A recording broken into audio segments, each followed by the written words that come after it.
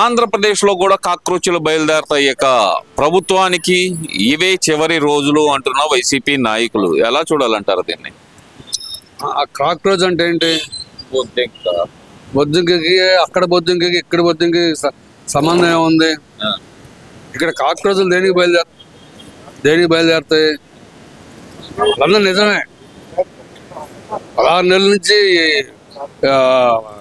కేసులు ఎందుకు తేలలేదనే దాని మీద వెళ్తాయి. 5 సంవత్సరాల నుంచి కోర్టుకి ఎందుకు వెళ్ళలేదని వెళ్తాయి, వాళ్ళ మీద వెళ్తాయి. కానీ కాక్రోచ్లు వ్యవస్థ మీదకి ఎందుకు వస్తాయి? వ్యవస్థ తప్పులు చేస్తుంటే వ్యవస్థ మీదకి వస్తాయి. వ్యవస్థ కాక్రోచ్ లేకపోతే అంత తప్పులేం చేయట్లేదు కదా, ఇంకెందుకు వస్తాయి? కాక్రోచ్లు వచ్చే వాళ్ళ మీద వస్తాయి. అది వాళ్ళకి తెలుసు. దాన్ని డైవర్ట్ చేయడానికి ప్రభుత్వం మీద వస్తుంది అంటే జనం ఎవరైనా చెవులో పువ్వు పెట్టుకున్నారా? అంతా బాగానే ఉంది. కాక్రోచ్ల విధానం ఏంటనేది ఆల్రెడీ ఢిల్లీలో కనపడుతుంది. నేను కూడా అదే కోరుకుంటున్నా. ఆ కాక్రోచ్లు వచ్చి వ్యవస్థను చిత్రం చేస్తున్న వ్యక్తుల మీద దాడి చేయాలని నేను కూడా కోరుకుంటున్నా. ఆ కాక్రోచ్లు ఎప్పుడు వస్తాయా అనేది ఎదురు చూస్తున్నాను. ఇప్పుడు వాళ్ళే అంటున్నారు, మేమే కాక్రోచ్లమే, మేమే ధర్నాలు చేయబోతున్నాం, నారా లోకేష్ ని సీటు దింపుతాం, ఆయన రాజీనామా చేయాల్సిందే అంటున్నారు కదా. మరి నాగార్జున యాదవ్ అయితే కనుక అదే స్టేట్మెంట్ ఇచ్చారు. కారుమూరి వెంకటరెడ్డి, వైసీపీ నాయకులందరూ అదే స్టేట్మెంట్ ఇస్తున్నారు కదా. మరి నాగార్జున యాదవ్ అనేవాడు ఉన్నాడు అనే సంగతి మాకు కూడా తెలియదు. ఇంకోటి పేరు ఏదో చెప్పాడు, వాడు హార్పిక్ రెడ్డి అంటారుగా. కాదబ్బా, హార్పిక్ రెడ్డి కదా. సరే ఏదో సరే, ముందు ఈడీ కేసులు వస్తున్నాయి అంట ఆయన మీదకి, వాళ్ళ బాస్ మీదకి. ఆయన లోపల పోకుండా కాపాడుకో. మనం ఏది లోకేష్ రాజీనామా చేసేది పెన్ అనేది డ్యామా? ముందు ఆయన కేసులు ఆయన చూసుకో. మనం అది గతిలేక ఇవాళ మళ్ళీ ఢిల్లీ పరిగెత్తుంది మోడీ దగ్గరికి, అమిత్ షా దగ్గరికి. మద్యం కేసులు తరుముకొస్తున్న నేపథ్యంలో ఎక్కడ ఈడీ నోటీసులు ఇస్తారని భయభ్రాంతులై అక్కడ ఢిల్లీ వెళ్తున్నాడు. అది చూసుకోకుండా లోకేష్ రాజీనామా చేయమంటాను, పవన్ కళ్యాణ్ అంత చూస్తాను, చంద్రబాబు బట్టలు తెస్తాను. ఏది బట్టలు తెస్తే ఏం చూస్తా? చంద్రబాబుది నీకుంది, ఆయనకు ఉంటుంది. ఇక తగ్గాను ఎక్కువ ఉంటుందా ఏంది? ఆయన అయితే మరి కొద్దిగా వయసు మళ్ళీనాడు, నువ్వు కొద్దిగా ఉన్నాడు. ఏముంది కనుక మాట్లాడేటప్పుడు కొద్దిగా వాళ్ళు దగ్గర పెట్టుకుని మాట్లాడుకోవాలి. కాదు, డిఎస్సీలో అక్రమాలు జరిగినాయి, నారా లోకేష్ రాజీనామా చేయాల్సిందే అనేది వాళ్ళ ప్రధాన డిమాండ్ గా చెప్తున్నారు. మరి డిఎస్సీ మీద అక్రమాలు జరిగిన డిఎస్ అంటే ఏంది చెప్పండి వాళ్ళని. డిఎస్సీ అంటే ఏంది చెప్పండి. ఏందండి అంత మాట అడుగుతారు? ఆయన మాజీ ముఖ్యమంత్రి అండి, వీళ్ళందరూ చదువుకున్నారు. వాళ్ళు ఉన్నారు. మధుసూదన్ రెడ్డి అని ఒక అతను వస్తాడు, స్పోక్ పర్సన్. ఇంకో అతను వస్తాడు, చిన్నపరెడ్డి అని, గుంటూరు అతనే. ఆయన వస్తాడు. ఇట్లానే డిబేట్లో పెట్టి వాళ్ళు అడిగారు, తెలుగుదేశం వాళ్ళు, జనసేనలు యాంకర్ అడిగారు, డిఎస్సీ అంటే ఏంటి సార్ అని.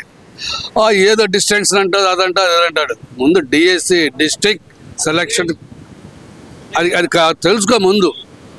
అది తెలుసుకోకుండా ఓవర్గా రాజీనామా చేయాలి. దేని రాజీనామా చేయాలి? నువ్వు ప్రూఫ్లు తీసుకురా. ఏదో పలానా వ్యక్తికి ఉద్యోగం రాలేదు, పలానా వ్యక్తి దగ్గర నువ్వు డబ్బులు తీసుకున్నావు, నువ్వు చేస్తున్న ఆరోపణలకి నీకు దగ్గర రుజువులు తీసుకురామంటున్నాడుగా లోకేష్. నువ్వు రుజువులు తీసుకురా పోయి తెలుసుకుందాం అంటున్నాడుగా. లేదు నువ్వు హైకోర్టుకి వెళ్ళు, లేదా సిబిఐకి వెళ్ళు. హైకోర్టుకి వెళ్ళాడు ఎవడు ఎమ్మెల్సీ పర్వత చంద్రశేఖర్ వెళ్ళాడుగా. మరి హైకోర్టు ఏం చేసింది? లాయకు ఒక్కడు కొట్టింది, కరోనా బట్ట దీంట్లో వెయిట్ లేదు, పిచ్చి కేసులు తీసుకొచ్చి మా టైం వేస్ట్ చేస్తున్నావు ఏందని మొటికేసిందిగా. ఇంకా నీకేం కావాలి? ఎవిడెన్స్ తెమ్మంటున్నారుగా. ఇంత క్లియర్గా ఉంటే ఇంకా నువ్వు రాజీనామా చేసి ఏం రాజీనామా చేసింది? పిచ్చి ప్రలాపాలు తప్పగా ఏదన్నా వ్యవస్థలో లోపాలు ఉన్నాయి, ఆ లోపాల మీద నువ్వు చెయ్యి. ఇప్పుడు అది తల్లికి వందనం వచ్చింది, అందరికి పడతలేదు, దాని మీద నువ్వు పోరాటం చెయ్యి. ఆ టెక్నికల్ ప్రాబ్లం చూడు, ఎవరికి పడట్లేదు, ఎందుకు పడట్లేదు, దాంట్లో గవర్నమెంట్ ప్రభుత్వ వైఖరి ఏంటి, దాని మీద నువ్వు పోరాటం చేయి. దాని మీద అది ఎలివేషన్ తీసుకురా. అంటేనే సంవత్సరానికి 3 గ్యాస్ సిలిండర్ అన్నాడు, అవి పడతలేదు. ఇసుంటే కొద్దిగా ప్రజలకు ఉపయోగపడే కార్యక్రమాలు నువ్వు చేసుకొస్తే కొద్దిగా జనం కూడా నేను నమ్ముతారు. కానీ నేను కాక్రోచన అవుతాను, నేను బోర్సోచన అవుతానంటే జనం నమ్మే పరిస్థితి కాదుగా. నువ్వే పెద్ద ఊసరం వెళ్ళివి, ఇంకా నీ కాక్రోచన అంటే ఎట్లా నమ్ముతారు జనాలు? అంటే ఇక్కడ ఎందుకని నంబర్ అంటారు? ఆయన ప్రజల కోసమే నేను పోరాడతాను అంటున్నా. మరి ఆ పోరాటంలో నిజాయితీ లేదు కదా. ఆ పోరాట బతికేది, ఆ నిజాయితీ ఏది? నీ పోరాటంలో నిజాయితీ లేదనే కదా ప్రజలు నిన్ను ఇంకా నేను నమ్మట్లేదు. నమ్మం ద్వారా నిన్ను అంటుంది కూడా ప్రజలు అదే కదా. నీ పోరాటంలో నిజాయితీ ఉంటే జనం ఆటోమేటిక్గా నీ వెనకమాల నడుస్తారు. సమస్యలు ఉన్నాయి, ఇప్పుడు రాజధానిలో ఉండే సమస్యలు ఉన్నాయి. ఇప్పుడు ఈ ఎల్లినోతో వర్ష ప్రభావాలు తక్కువగా ఉన్నాయి, నీరు అందట్లేదు. ఇప్పుడు డెల్టా ఉంది, డెల్టా చివరి భూములకు నీరు రావట్లేదు. పట్టిసీమ మోటార్ తోలుతున్నారు, పట్టిసీమ ధర వాటర్ వస్తున్నాయి. మధ్యలో కొందరు పైపులు వేసుకుని వాళ్ళు వాటర్ లాక్కుంటున్నారు. ఇటువంటి సమస్యలు రైతాంగం పట్ల ఉన్నాయి, వ్యవస్థలో ఉన్నాయి. ఇవన్నీ వదిలేసి నీ కాక్రోచ్ లోకేష్ రాజీనామా చేయాలి, ఈ పనికిమాల మాటలు కాదుగా. నీకు ఎంతకాలం లోకేష్ రాజీనామా చేయాలి డిఎస్సి అంటావు? సెలక్షన్ అయిపోయింది, అందరు పోస్టింగ్లోకి వచ్చారు. నువ్వు హైకోర్టుకి వెళ్ళావు, హైకోర్టు నిన్ను మట్టికాలేసింది. ఇంకా జనం అసలు దాని గురించి మర్చిపోయారు కదా. మర్చిపోయిన దాన్ని నువ్వు లేపుకున్నా, నువ్వు ఎంత జాకీ పెట్టి లేపినా అక్కడ లేసే అవకాశం లేదు. కనుక ఏదో నువ్వు కొత్త సమస్య తీసుకో. అది ఆ సమస్య కూడా ప్రజల సమస్యగా భావించి నువ్వు జెన్యూన్గా నువ్వు పోరాటం చేయి, నీ వెనకమాల ప్రధానిగా ఉంటుంది. సరే, ఇవన్నీ ఒక ఎత్తు అయితే కనుక ఇంత మాట్లాడుతున్నారు, డిఎస్సీ మీద అక్రమాలు జరిగినాయి అని మాట్లాడుతున్న వీరు అసెంబ్లీ వేదికగా మాత్రం ఎందుకంటే చర్చలో పాల్గొనలేకపోతున్నారు అనుకోవచ్చు అంటారు. నేను అదేగా గతంలో కూడా చెప్పా, నువ్వు డిఎస్సి అంటావు, కాసేపు ఇంకేదో మాట్లాడుతావు. ఇవన్నీకే నీకు మాట్లాడే వేదిక నీకు ఉంది కదా, నీకు గొప్ప వేదిక ఉంది కదా. అసెంబ్లీ కంటే గొప్ప వేదిక ఏముంది? అసెంబ్లీలో నువ్వు మాట్లాడినా, నువ్వు నీ సహచరులు మాట్లాడినా ప్రతి మాటకి వెయిట్ ఉంటుంది, రిజిస్టర్ అయి ఉంటుంది. నువ్వు అక్కడ మాట్లాడితే నీకు సమాధానం చెప్తారు. కానీ ఏదో పబ్లిక్గా నీ ఇంట్లో కూర్చొని నీ ప్యాలెస్లో పెట్టుకొని నీకు నచ్చిన 4 ఛానల్స్ పిలిపించుకొని నువ్వేదో మాట్లాడుకుంటే ఉపయోగం ఉంది? అసెంబ్లీకి రమ్మన్నారుగా, అసెంబ్లీకి వెళ్ళి స్టార్ట్ కాబోతున్నాయి, వర్షాకాల సమావేశాలు రెడీ అవుతున్నాయి. మరి వెళ్ళి రైతాంగంలో సమస్య ఉంది. మరి కడపలో అదేదో స్టీల్ ఫ్యాక్టరీ అన్న దాని మీద ఉంది. మెటీరియల్ చాలా ఉన్నాయి. నువ్వు గవర్నమెంట్ని ప్రశ్నించడానికి నీకు కావాల్సిన మెటీరియల్ నీ దగ్గర ఉంది. దాన్ని దాన్ని ఆధారం చేసుకొని గవర్నమెంట్ని ప్రశ్నించకుండా ఏదేదో మాట్లాడుకుంటే ఎట్లా? ఇదే ఎందుకంటారు అసలు? ఇక్కడ మేము రోడ్ల మీదకి ఎక్కుతాం, ధర్నాలు చేస్తాం, మేము కూడా బొద్దింకలం అవుతాం అంటున్న వీళ్ళు మాత్రం అసెంబ్లీ వేదికగా మాత్రం ఎందుకని చర్చలో, అంటే ప్రధానంగా చూస్తే కనుక ఆయన మాజీ ముఖ్యమంత్రిగా ఉన్నారు, ఇప్పుడు ప్రజెంట్ పులివెందుల ఎమ్మెల్యేగా ఉన్నారు. ఆయన మాత్రం అసెంబ్లీకి ఎందుకు రావట్లేదు అంటారు. బయటకు వచ్చి నేను పోరాటాలు చేస్తారంటున్నారు. ఇప్పుడు ఢిల్లీ వేదికగా చూసుకుంటేనేమో ఒకళ్ళు పోరాటం చేస్తుంటే ఒకళ్ళు వెళ్ళేమో కాంగ్రెస్ వాళ్ళు కానీ మిగతా పక్షాలు కానీ అక్కడ పార్లమెంట్ వేదికగా పోరాటాలు చేసినాయి. ఎలా చూడాలంటారు? ఇక్కడ అది లేదంటారా వీళ్ళ దగ్గర? అదేగా జనం అడుగుతుంది. ఇప్పుడు జనానికి కూడా అర్థం కాని ప్రశ్న కూడా అదేగా, భేదాల ప్రశ్న అదేగా. ఎందుకు అసెంబ్లీకి వెళ్ళట్లేదు అనేగా.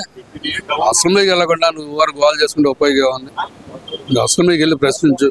ఈ ప్రశ్నలన్నీ ఇప్పుడు మరి ఈ గతంలో కూడా ఇప్పుడు 89, 94 ఉంది. చెన్నారెడ్డి కాంగ్రెస్ గవర్నమెంట్, ఆ టైంలో కూడా ఎన్టీ రామారావు గారిని ఆయన మీద గాజులు బాలు కొట్టి ఆయన ఘోర అవమానపరిచారు. ఆ రోజు కూడా ఆయన అసెంబ్లీకి వెళ్ళలేదు.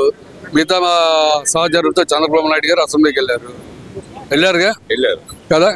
ఆ తర్వాత 2014లో లోక్ సత్తా నాయుడు పార్టీ పెట్టాడు.